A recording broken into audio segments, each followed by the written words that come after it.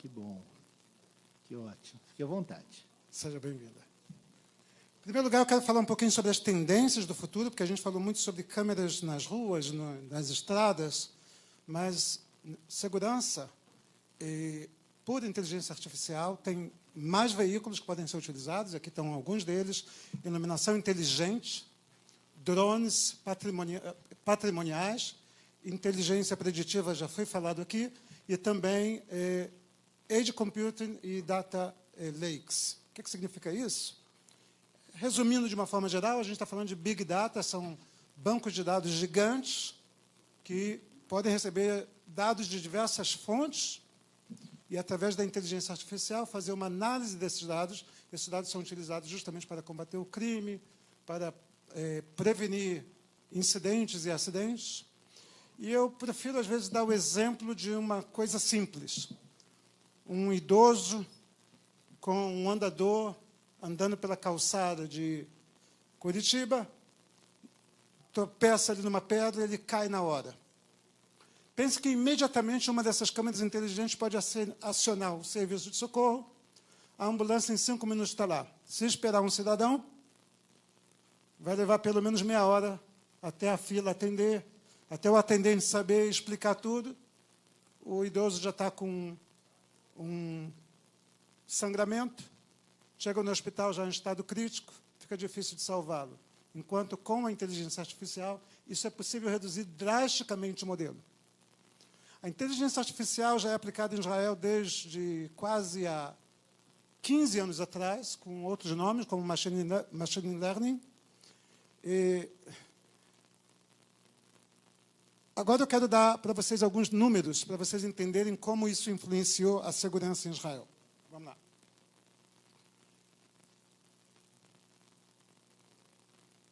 Primeiro caso de segurança patrimonial em cidades e empresas. Primeiro caso de Tel Aviv.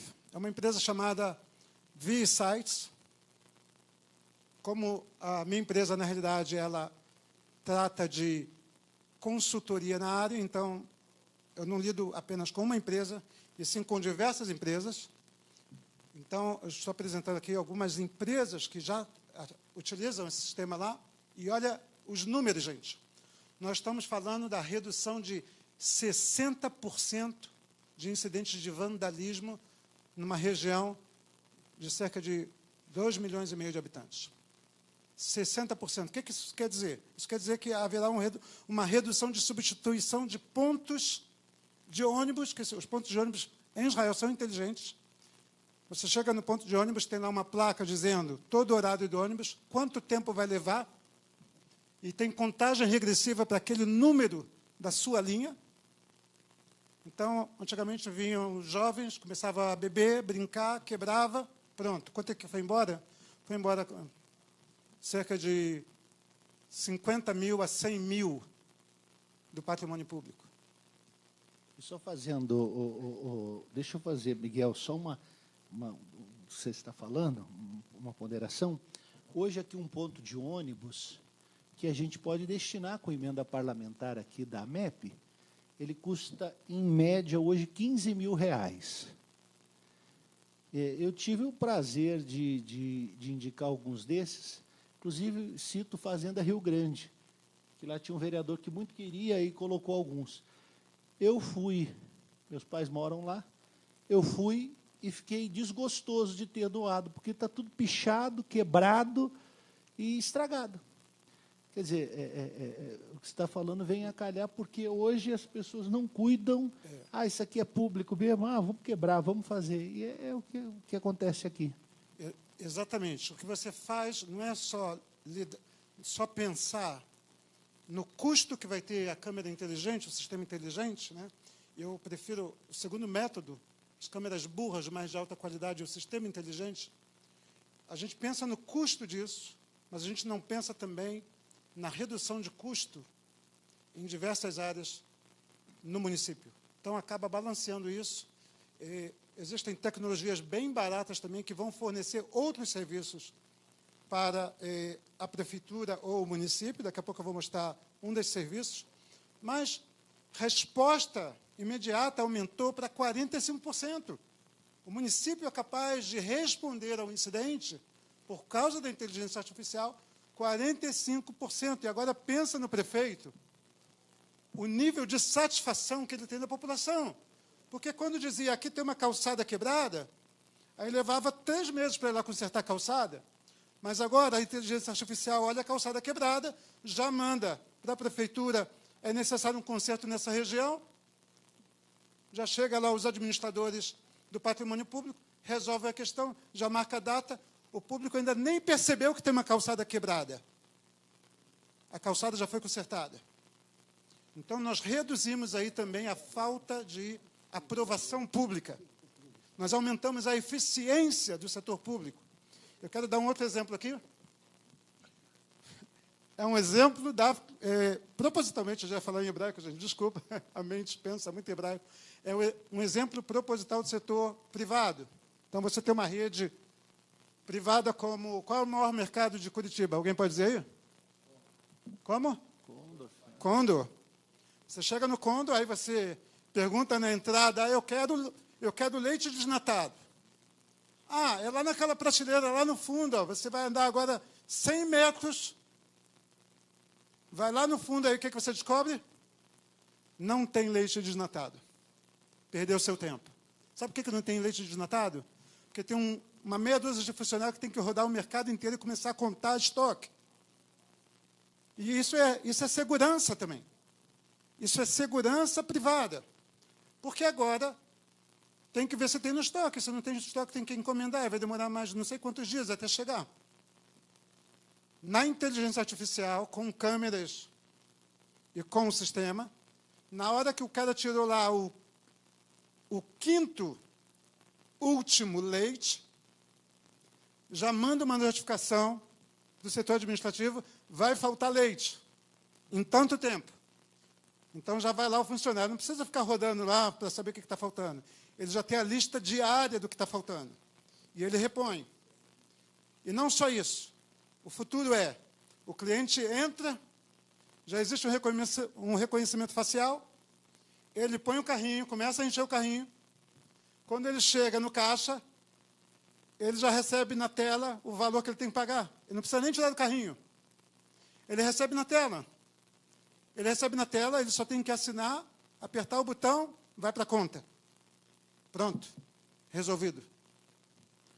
Isso é um exemplo que está sendo utilizado muito lá em Israel. Economiza, em média, $300 mil por ano. $300 mil em reposição, em roubos que aconteciam, que a pessoa é identificada na hora, $300 mil de lucro. Não é déficit, não, gente. Agora, um outro exemplo, que nós temos é a cidade de Ashdod, que a gente chama de Smart City.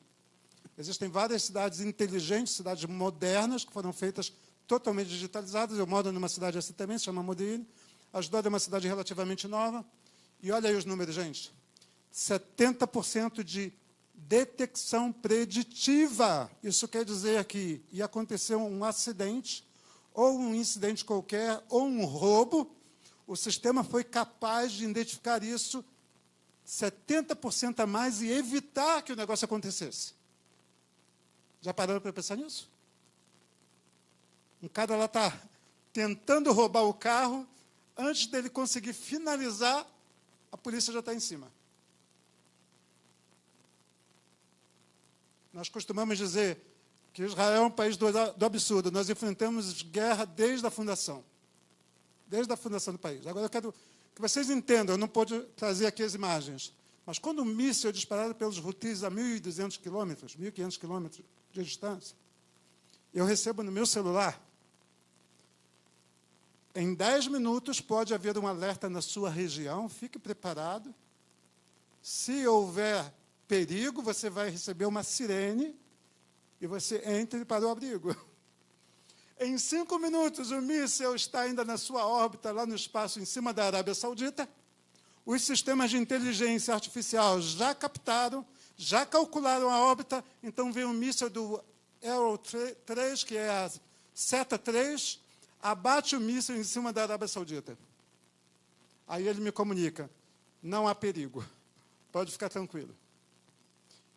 A inteligência artificial é capaz de prevenir situações críticas como essa. Claro que isso aí é o extremo, gente, mas eu quero dar para vocês alguns números. Com todas as guerras, com todo o terrorismo, com toda a criminalidade comum, Israel é 14 vezes menos homicídios do que nos Estados Unidos e 18 vezes menos do que no Brasil. Entendam que o país lida com violência como o Brasil lida com violência. A questão é a questão da eficiência da educação, e aqui nós temos um outro parâmetro muito importante, a questão da educação populacional e, claro, da inovação tecnológica. Bem, nós temos outro exemplo aqui, um quarto e último caso, condomínio de alto padrão, pode ser em Tel Aviv, ou em Herzliya, ou em Haifa. Coloca-se inteligência artificial, ali são câmeras com uma resolução menor, um custo menor, outro tipo de tecnologia. Notem o número aqui, 100% de identificação das pessoas que estão entrando no condomínio. Zero possibilidade de entrar uma pessoa que não tem autorização. Zero. A propósito, quase que todos os estacionamentos de Israel hoje, você chega com o carro, você tira o ticket, e o que acontece? Você vai pagar o ticket, você não precisa botar o ticket de volta, ele abre automaticamente. Ele já leu a placa, já identificou que foi feito o pagamento, e você pode ir embora. Está nesse nível. Então, vale a pena investir nessa área. Bem, último e interessante, o Brasil é o país do futebol. Israel também ama futebol, mas assim, nós somos ruins de bola mesmo, gente. Não se preocupe. Mas amam futebol, e amam o futebol do Brasil, e amam brasileiros. A Nice System, que é na região de Ra'anana, implementou um sistema de inteligência artificial no estádio TED, que fica em Jerusalém. Olhem os números, resultado de 60% nos incidentes de violência na torcida. 60%. E a resposta da polícia imediata, 55% mais rápida. Os números não mentem. Os números não mentem. Agora eu quero falar uma coisa que não está na apresentação, que é justamente ligada ao que nós oferecemos. E o que nós oferecemos é o seguinte, é uma visão mais diferenciada sobre o problema da inteligência artificial. Porque a gente pode falar de uma malha de 100 mil câmeras. Uau! Temos 100 mil câmeras. Quanto custa acionar 100 mil câmeras? Custa absurdos. E não é absurdo só de dinheiro. É absurdo também de o quanto de dados e o quanto de transações de data você vai precisar para poder administrar 100 mil câmeras. E a nossa ideia é justamente usar a inteligência artificial para tornar a aplicação dessa inteligência artificial de forma mais sábia. Vou dar um exemplo para vocês que não está aqui. É o seguinte, imagina que você já sabe hoje, nos dados da polícia, que existem bairros que já cometem incidentes ou crimes de uma forma geral. O que você faz? Você faz um mapeamento. E, ao invés de se preocupar em mapear toda a cidade, ao invés de você ter 300 ou 1.000 câmeras na cidade, você sabe, através do mapeamento, que você precisa ter 300 câmeras nos lugares realmente necessários. Ora, como é que nós fazemos isso lá em Israel? Mais um minutinho, eu estou terminando. Como é que nós fazemos lá em Israel? Lá em Israel, se eu quiser comprar um imóvel, eu entro no site do governo de imóveis. E lá no site de governo de imóveis, presta atenção o que é a importância de Big Data, de grande banco de dados. Lá eu posso saber se o cara do lado vendeu ou não um apartamento, quando é que ele vendeu. E por quanto ele vendeu. Em que ano ele vendeu. Eu não sei o nome dele, mas eu sei os dados. E eu sei também se quantos apartamentos foram vendidos no último ano. Nos últimos 10 anos. Não só isso, eu sei o nível de educação das escolas do bairro. Eu sei, por exemplo, se houve criminalidade no bairro. Que tipo de criminalidade? Roubo? Arrombamento? E o que acontece com isso? O cidadão ele escolhe o lugar melhor do lugar onde ele vai viver. E, através desse mapeamento, que pode ser feito através dos dados que já tem na prefeitura e no mercado privado, por exemplo, seguros, fornecer esses dados, junto com os dados da prefeitura, agora eu sei exatamente em que bairro eu tenho que ter câmeras inteligentes. Então, a nossa proposta não é só tornar a cidade inteligente e o Estado inteligente, mas tornar também inteligente de forma eficiente. Reduzir o custo e aumentar a qualidade de serviço através de uma consultoria na área de inovação tecnológica. Não basta querer mapear tudo. Claro que as empresas têm interesse que a gente mapeie o máximo possível, porque são mais câmeras, é mais dinheiro, mais implementação, mais custo. Mas o interesse do município, o interesse do Estado é mapear de forma mais inteligente. Então, é por isso que nós estamos aqui. Meu nome é Miguel Nikolevski, eu tive o prazer de estar compartilhando isso com vocês. Os dados vão estar aí na tela e fiquem à vontade de se comunicar. A gente vai ver um vídeo rápido agora. Duas nações, dois povos, um propósito. Criar conexões que transformam vidas e negócios. Somos a ponte que conecta o Brasil e Israel. Por meio da tecnologia, cultura e fé, promovemos intercâmbios que impactam pessoas, empresas e governos.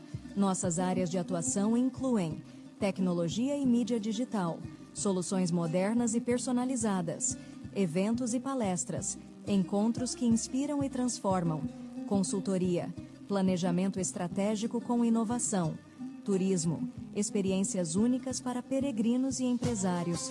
Consumidores vivenciam experiências transformadoras, empresas acessam mercados e tecnologias inovadoras, governos estabelecem parcerias sustentáveis para o futuro. Israel Agency, conectando potencial ao futuro. Pronto para transformar suas ideias? Entre em contato conosco ainda hoje. Israel e Brasil esperam por você. Muito bom, obrigado, Miguel, pelas suas palavras.